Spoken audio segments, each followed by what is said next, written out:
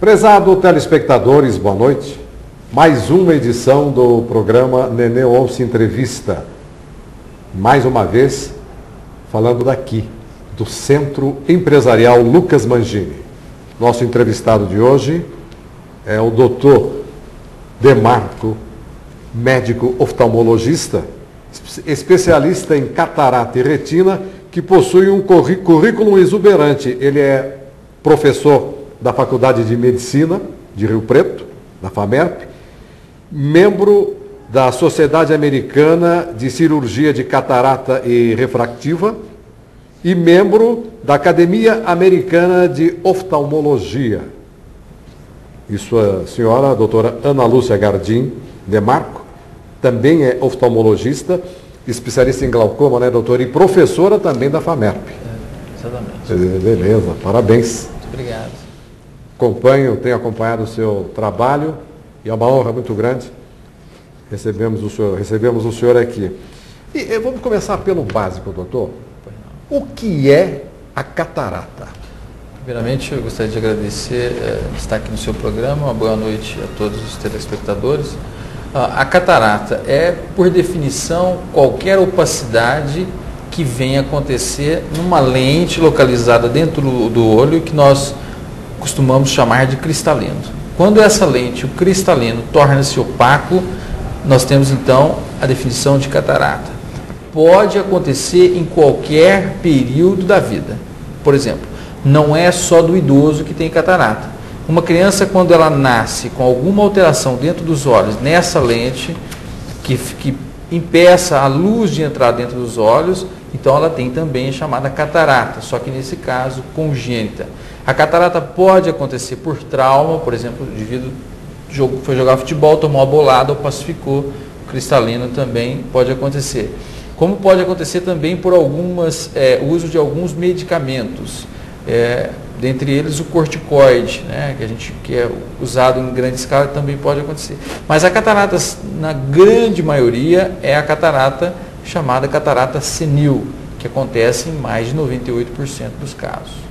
A grande maioria dos casos de catarata é depois dos 40, vamos dizer assim, né? Na realidade, essa lente, ela começa, esse cristalino, que eu vou mostrar para vocês aqui, para se ter uma ideia, isso é uma maquete de um globo ocular, né? Nós temos a parte anterior dos olhos, que é chamada córnea, que faz o transplante de córnea. Mais adentro, nós temos a íris, que é o colorido dos olhos, né? E a catarata, ou o cristalino, ele está atrás da íris, atrás do colorido. Se nós tirarmos aqui assim essa parte, nós vamos ver que o cristalino, ele se localiza aqui nessa região. É uma lente cristalina que, quando a gente nasce, ela é totalmente cristalina e fica nessa posição.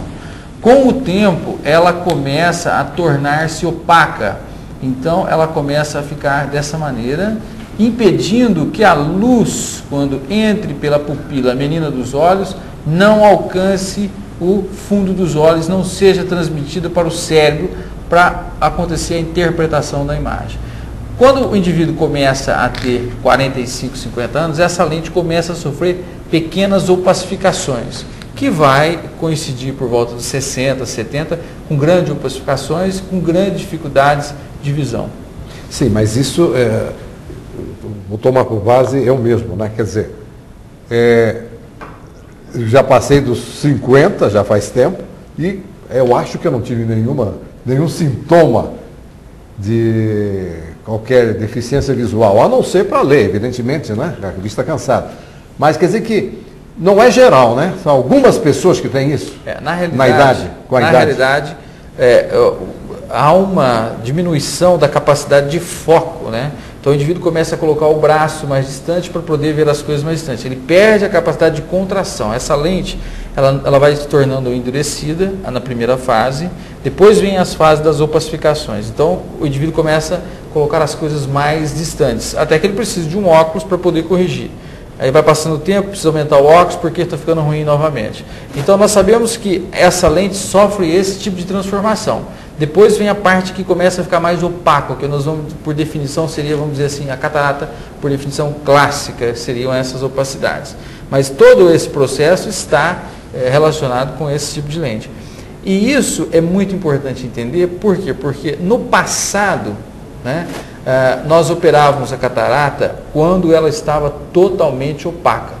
O indivíduo ia para a mesa de cirurgia quando não havia mais capacidade de visualizar nada. Os médicos até esperavam um pouco, ficavam. Vamos esperar, né? madurar.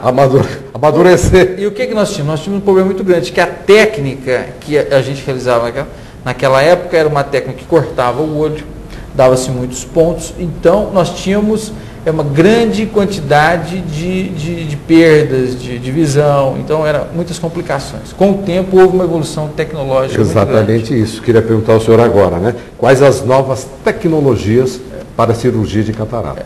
Com o tempo, o que veio acontecendo então? Nós tínhamos um problema muito grande. Fosse o indivíduo um engenheiro, fosse ele um piloto de avião que tivesse opacidades pequenas, aí o que acontecia? Nós não podíamos operá-lo naquela época, porque havia um risco muito grande. Mas com esse desenvolvimento tecnológico, nós conseguimos fazer as cirurgias com uma grande segurança. Não é? Obviamente, isso é muito importante dizer que cirurgia é cirurgia. Quando realizada por seres humanos, sempre haverá um risco. Mas o risco caiu muito, então permitiu nós operarmos essas opacidades muito mais precocemente, mais ou menos no início do processo. O indivíduo, porque você vai operar um engenheiro, que ele precisa ver um detalhe, ele não pode ter uma perda de 5% da visão. Ele precisa de 100%. Então, hoje nós temos condições de operar esse indivíduo numa média de 5 minutos, com o uso de colírio, né? Trocar esse cristalino, coloca-se um outro cristalino no lugar e o indivíduo está plenamente reabilitado para poder exercer suas funções. Né? Vai para casa, não usa tampão, nada. Então, houve uma evolução muito grande nessa tecnologia e esses indivíduos estão... Então, nós não esperamos mais madurar a catarata. Então, esse conceito de que catarata precisava esperar madurar, isso é coisa do passado. Hoje nós temos condição de fazer as cirurgias com mais capacidade de resultado. O senhor estava dizendo há pouco que em uma manhã o senhor fez 22 cirurgias de catarata. Então eu acho mais ou menos simples, né? Como você realiza essa cirurgia de catarata? Eu uso, como comparar você quando você vai fazer uma viagem no avião. Aparentemente muito simples, você senta, o avião, etc. Mas existe todo um preparo, todo um checklist, toda uma tecnologia, todo um pessoal envolvido para que isso possa ser feito de maneira a ter uma segurança muito grande. Né? Então, é possível fazer isso. Né?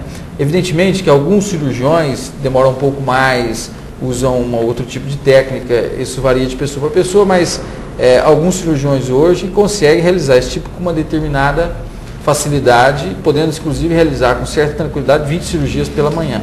Porém, não é rotina, não é tão usual assim, mas a tecnologia hoje permite esse tipo de coisa. Coisa fantástica.